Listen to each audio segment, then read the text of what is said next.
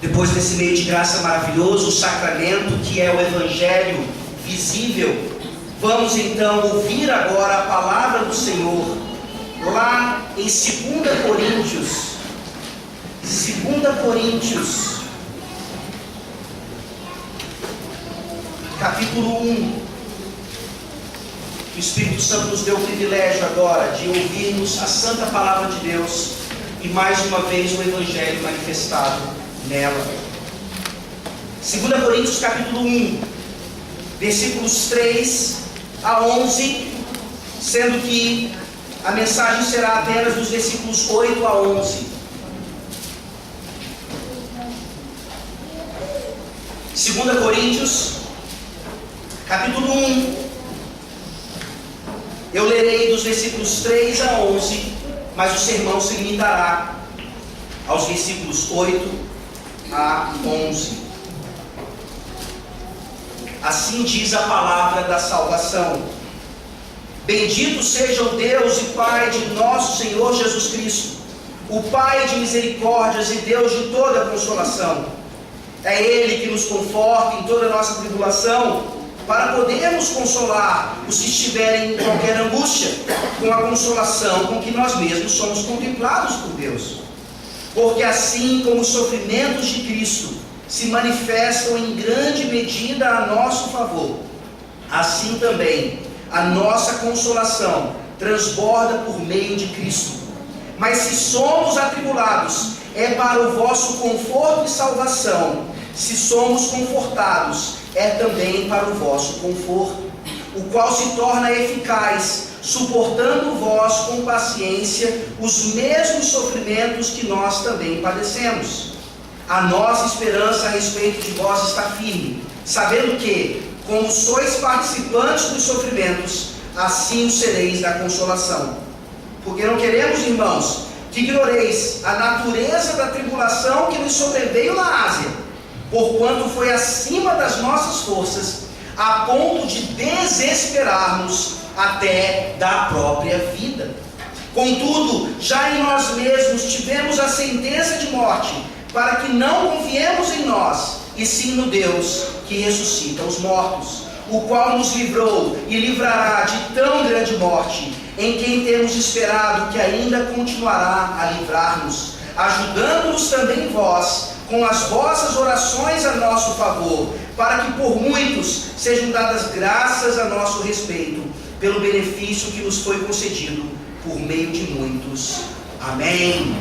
Vamos orar.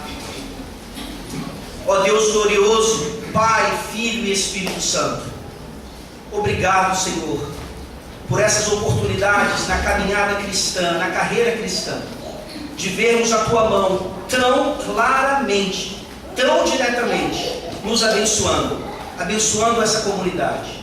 Ó Deus Todo-Poderoso, o batismo e a ceia do Senhor, que celebraremos logo em seguida, são bênçãos maravilhosas, mas ainda não se comparam àquilo que nós teremos agora. A Tua palavra é a primazia, a Tua palavra, ó Deus, é aquilo que de fato nos tira das trevas para o reino da Sua luz. Por isso, nesse momento, ó Deus, venha falar conosco.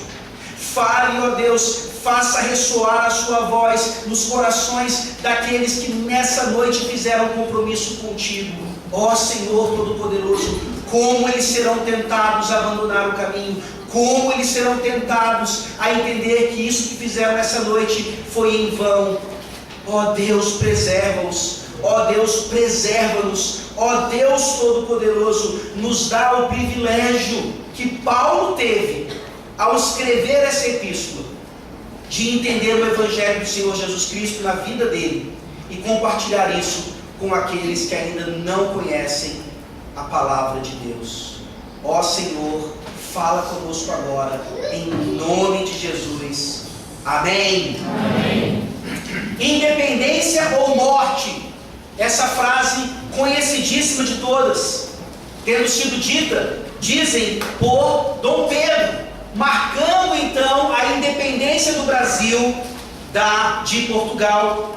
Nós não sabemos exatamente se a frase foi dita ou não, se ela foi dita ali às margens do Ipiranga, mas nós olhamos para essa frase essa noite E nós precisamos entender que independência não é algo intrinsecamente ruim.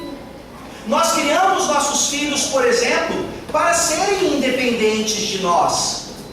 Aqui, os filhos da aliança que fizeram a sua profissão de fé hoje foram batizados na infância, lá na mais tenra idade, e treinados por seus pais, sem pressão alguma, hoje à noite, para fazerem esse compromisso com as suas próprias palavras, com as suas próprias pernas.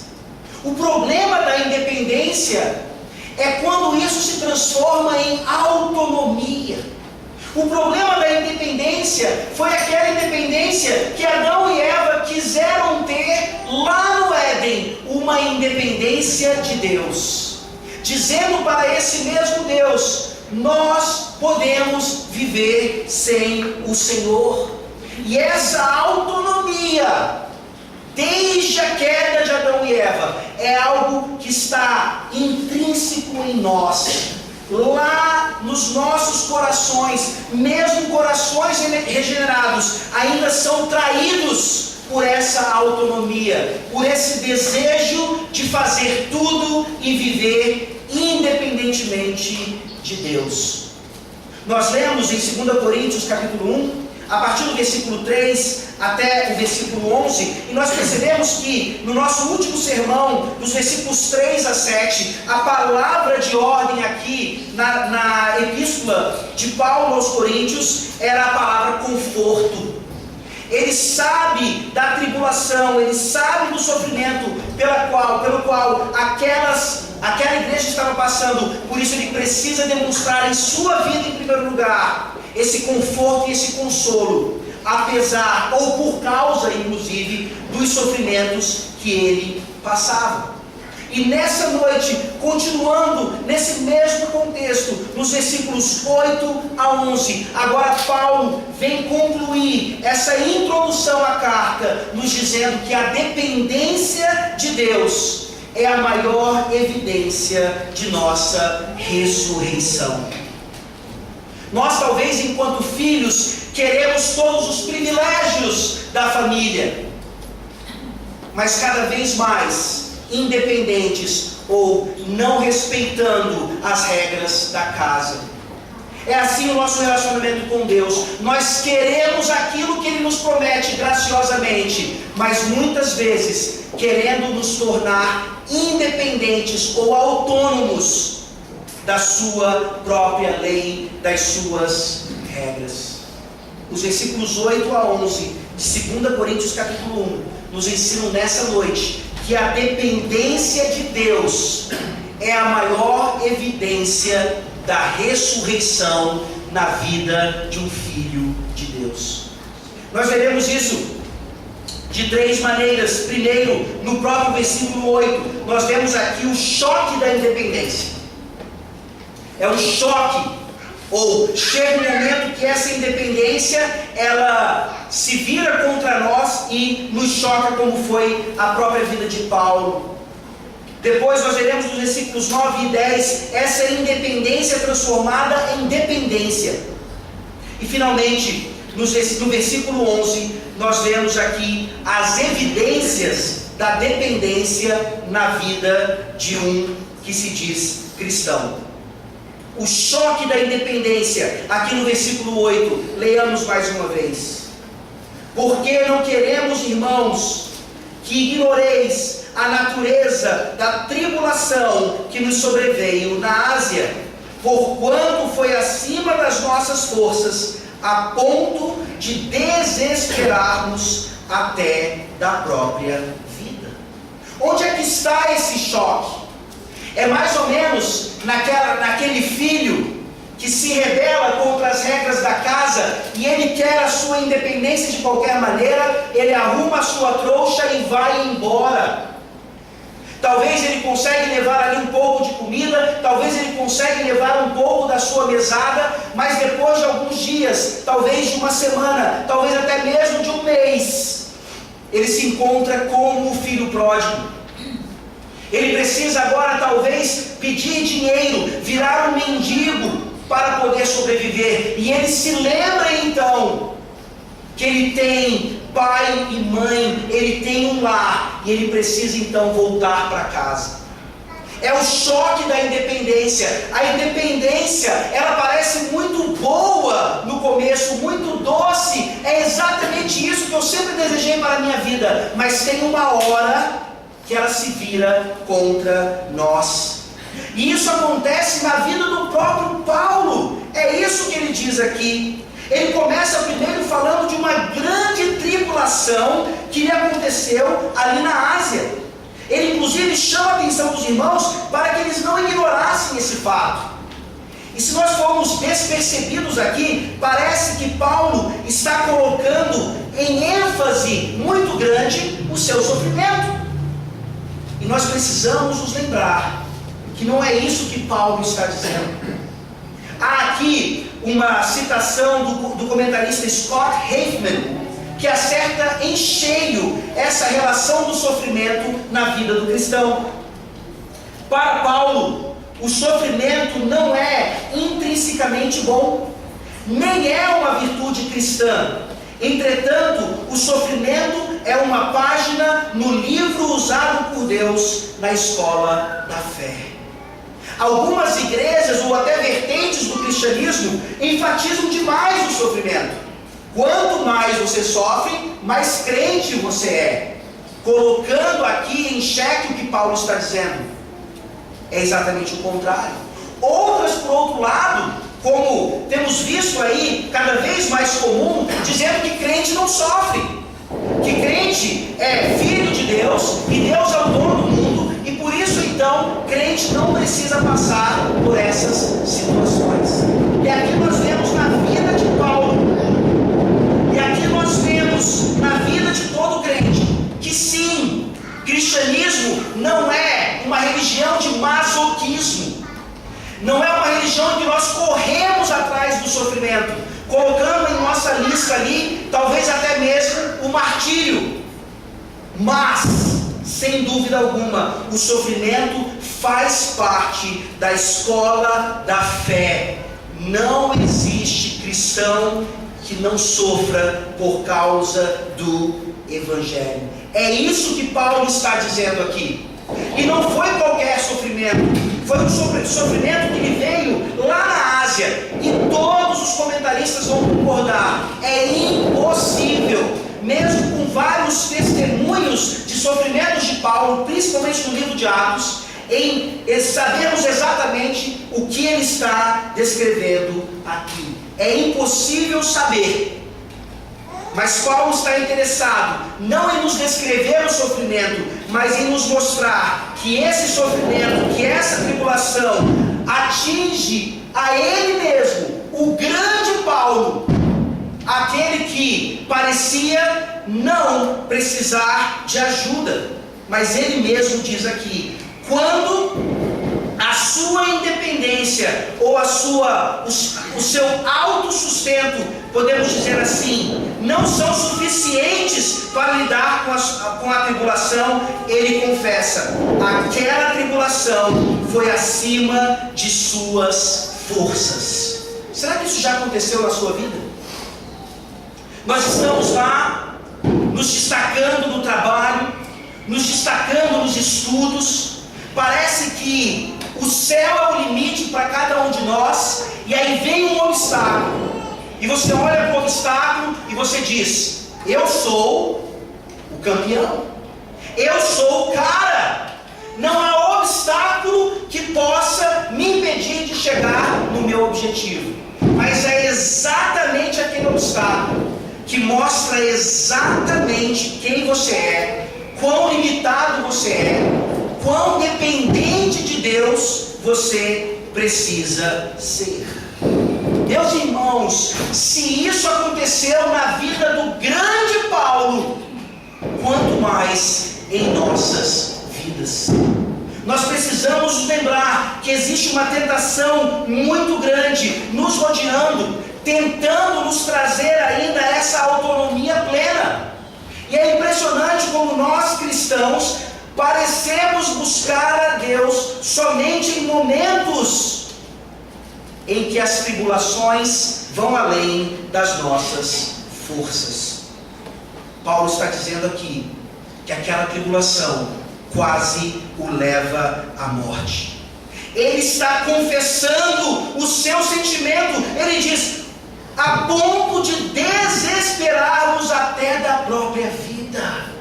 Mais uma vez eu quero salientar, aqui quem está falando não é qualquer cristão.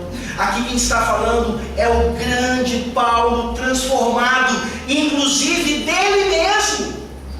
Vocês devem se lembrar que Paulo foi Saulo, aquele treinado aos pés de Gamaliel. Ele diversas vezes coloca aqui um relatório da sua vida, mostrando que se dependesse daquilo, ele seria, de fato, na sua geração, o maior dos maiores. Mas é esse Paulo que precisava receber aquela tribulação para perceber o quanto ele mesmo não tinha condições de realizar toda a obra de Deus. Essas tribulações, essas aflições, esses obstáculos são bênçãos de Deus em nossas vidas, para que nós reconheçamos todas as vezes que o nosso próprio eu estiver ultrapassando o lugar de Deus em nossas vidas, para que nesses momentos nós reconheçamos mais uma vez que Ele sempre é a prioridade em nós. Recebamos tribulações e aflições, mesmo aquelas que nos levam talvez até próximos da morte, como bênçãos dos céus, para nos tirar de nós mesmos, para nos livrarmos do nosso maior ídolo, que somos nós mesmos, e nos levarmos mais uma vez a Deus. Paulo certamente aqui passou por uma situação de vida ou morte, ou de morte e vida. Não sei se você já teve uma experiência assim, mas você certamente conhece casos, inclusive, de pessoas que tiveram o batimento cardíaco, por exemplo, interrompido.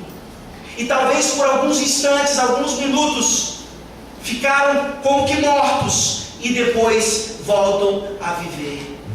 E todos os relatos parecem o mesmo. Aquelas pessoas tiveram uma nova chance. Aquelas pessoas agora querem dedicar as suas vidas a uma causa mais importante. Elas entendem que o homem não pode vencer a morte em si mesmo. E que se eles voltaram e retornaram, há alguma coisa mais especial a ser feita. É exatamente nesse ponto na vida de Paulo e nas nossas vidas, quando a independência começa a se tornar uma dependência total. É isso que nós vemos nos versículos 9 e 10. Vejamos mais uma vez. Contudo, já em nós mesmos tivemos a sentença de morte, para que não confiemos em nós, e sim no Deus que ressuscita os mortos, o qual nos livrou e livrará de tão grande morte, em quem temos esperado que ainda continuará a livrar-nos. A independência até mesmo do apóstolo Paulo agora começa a se transformar em dependência total, porque ele sabia, ele havia passado por situações em que só Deus poderia livrá-lo. E essa sentença de morte, então, é exatamente aquilo que nós precisamos para acordarmos nesse sentido. O propósito aqui é claro: para confiarmos somente em Deus e deixarmos de confiar em nós cada vez mais. E aqui não qualquer Deus, mas Paulo, obviamente, depois de ter passado por essa situação de vida ou morte, ele lembra que Deus, ele ressuscita mortos. Deus, como a palavra de Deus diz em outros lugares, é o Deus dos impossíveis. Paulo se lembra disso. E agora ele mostra como a confiança do crente fiel deve residir somente nesse Deus que ressuscita mortos. Imediatamente em nossas mentes deveria vir a história de Abraão e Isaque. Quando esse mesmo Deus Yahvé, o Deus do pacto, que é o mesmo Deus do Antigo Testamento e do Novo Testamento, lá atrás, para provar a fé de Abraão, ele exige que Abraão leve seu filho para ser sacrificado. Vocês conhecem a história. Abraão está prestes a sacrificar Isaque. O pai iria matar o próprio filho. Que história absurda! Mas essa é a realidade. Ele está ali baixando a faca, mas um anjo aparece e diz: não faça isso, Abraão. Deus providenciou um substituto. Agora nós pensamos, principalmente os pais aqui, será que nós seríamos capazes de obedecer a Deus mediante desafio tão grande? Nós tentamos harmonizar essas coisas em nossas mentes, mas só podemos entender isso voltando os nossos olhos para o livro de Hebreus. Por favor, abra a sua Bíblia em Hebreus capítulo 11.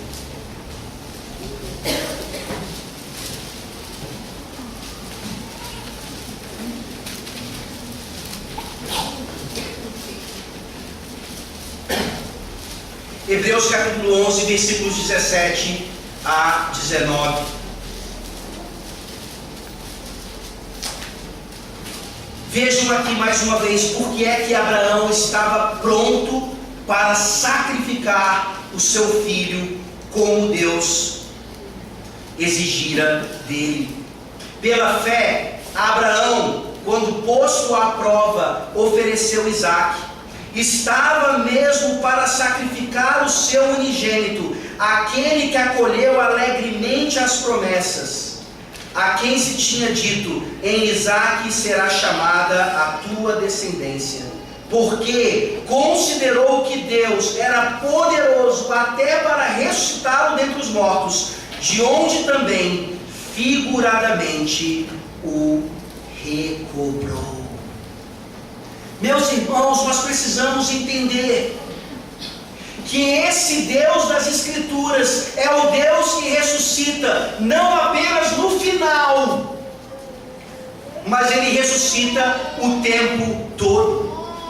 Se nessa noite todos aqueles que fizeram a sua profissão de fé aqui, não apenas para se tornarem membros dessa igreja, mas para se tornarem de fato filhos de Deus, se isso foi uma realidade, se isso é uma realidade na vida deles, nós não podemos ver seus corações. Então saibam que eles já ressuscitaram. Eles já tiveram a primeira ressurreição. Assim como todos nós nessa noite aqui, com os nossos corações regenerados, nascemos de novo. E isso é obra desse Deus que continua fazendo aquilo que o versículo 10 nos ensina. Paulo diz: o qual nos livrou e livrará de tão grande morte, em quem temos esperado que ainda continuará a livrar-nos.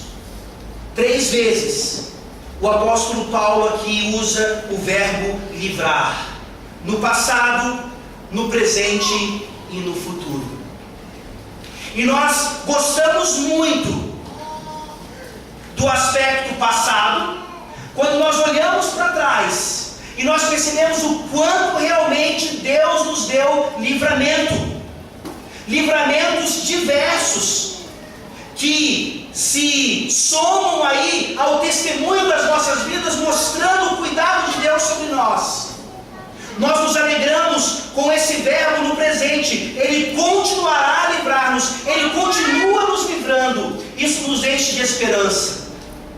Mas quando nós meditamos a respeito desse livramento futuro, aí vem uma certa expectativa não tão positiva assim. Nós estávamos conversando hoje sobre isso. Como pessoas querem estar com Deus, mas não necessariamente passar pela morte.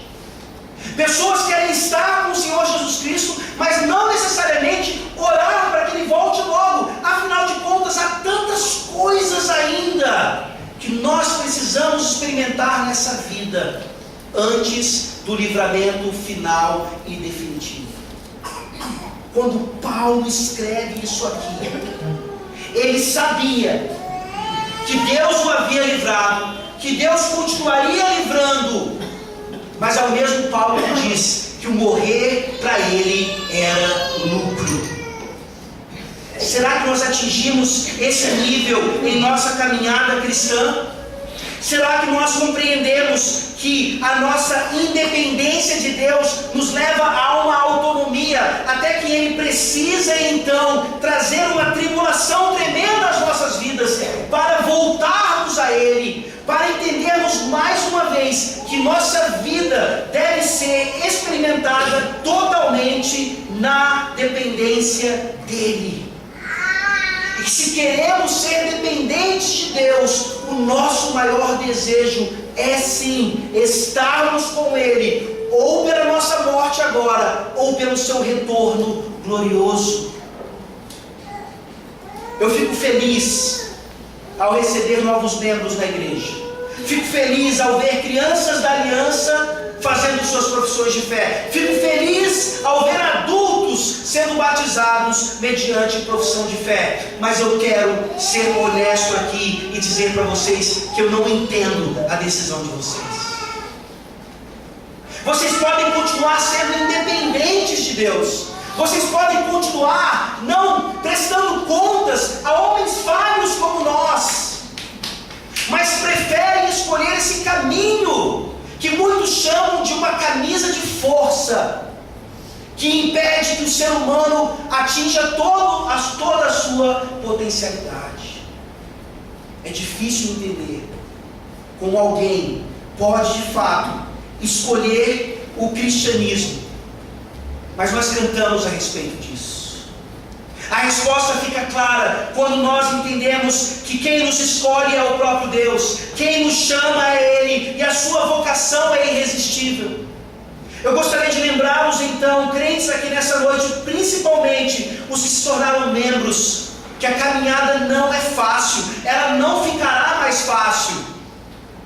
Se Deus livra de tribulações é porque elas vão existir, mas lembrem-se que a pior tribulação, a principal tribulação pela qual nós passaremos, Deus já nos livrou.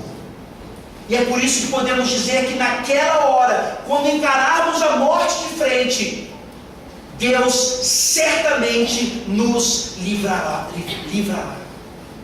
Esse era o pensamento de Paulo.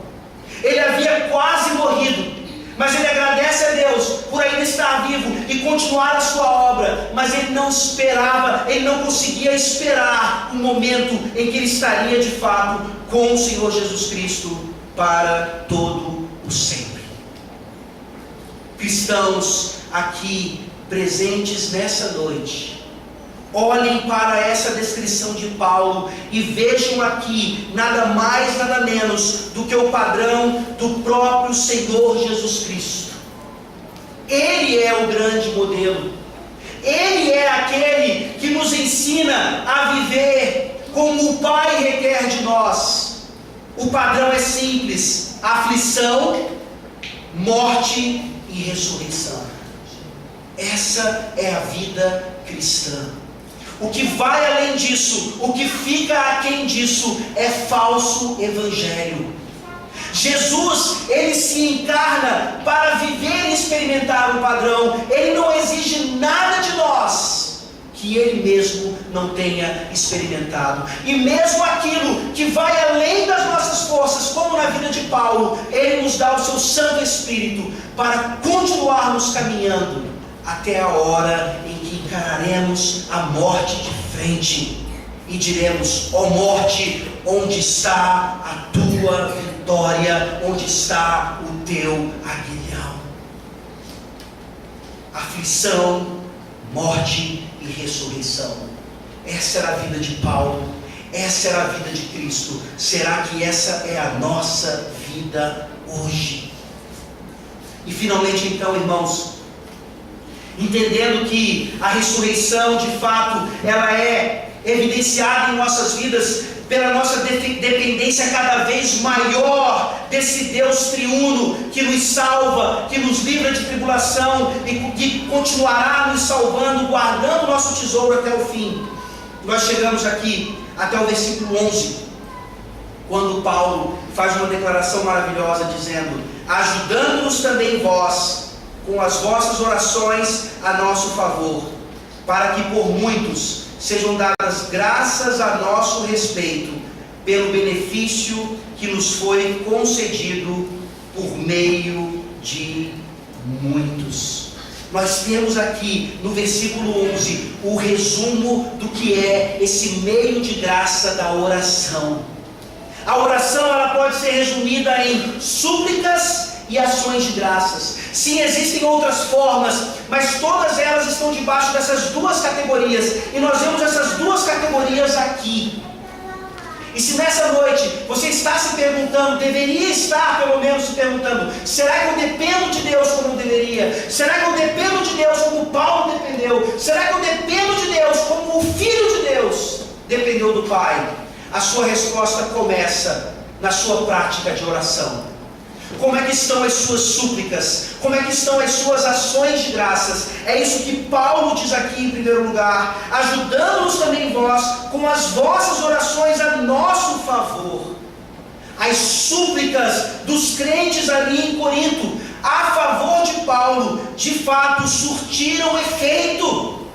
Não eram orações mais especiais do que outros, não eram super orações, mas eram orações de justos. E Tiago nos diz que a oração do justo muito pode por sua eficácia.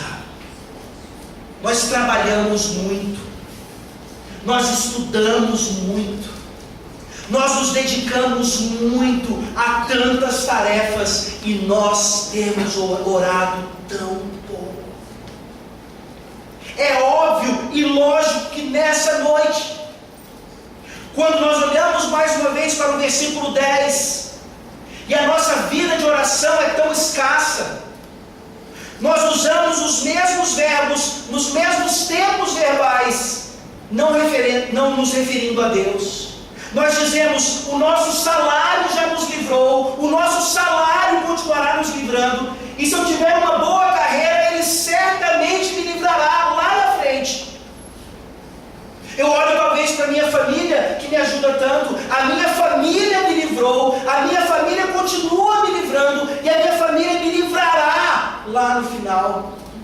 E aqui nós podemos colocar tantas coisas legítimas no lugar de Deus, mostrando o quanto nós ainda dependemos mais dos nossos ídolos do que desse Deus que ressuscita os mortos. O pior de todos os ídolos é quando nós dizemos, mesmo indiretamente: eu me livrei, eu continuarei me livrando, e certamente me livrarei lá na frente. Se você é honesto para dizer isso aqui essa noite, então lembre-se que você precisa desesperadamente do Evangelho da graça do Senhor Jesus Cristo, e é isso que Ele oferece a você hoje, para que você pare de depender de si mesmo, pare de depender de qualquer outra coisa e dependa exclusivamente de Deus. Súplicas, nos ajoelharmos, nos prostrarmos, buscarmos a face do Senhor, demonstram exatamente isso. O objetivo da oração não é a manipulação do poder de Deus, mas sim a sua glorificação. Paulo não está aqui agradecendo aqueles irmãos em última instância por causa da quantidade de orações feitas em relação a ele. Ele está aqui obviamente glorificando a Deus, porque aqueles homens foram fiéis ao meio de graça da oração, mostrando então que toda a glória pertence a Deus. Até mesmo a oração pode se tornar para nós uma obra de morte. Nós olhamos para a oração e talvez digamos aqui essa noite: mas pastor, eu oro de manhã, de tarde, de noite. Eu ajoelho de manhã, de tarde, de noite, e Deus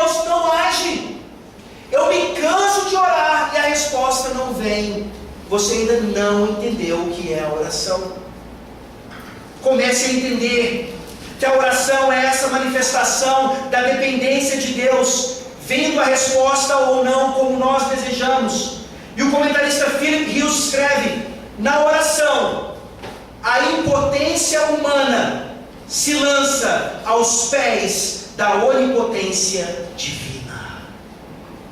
Como é difícil ouvirmos essa característica a respeito do ser humano. Nós somos impotentes. Nós somos impotentes. Nós somos impotentes.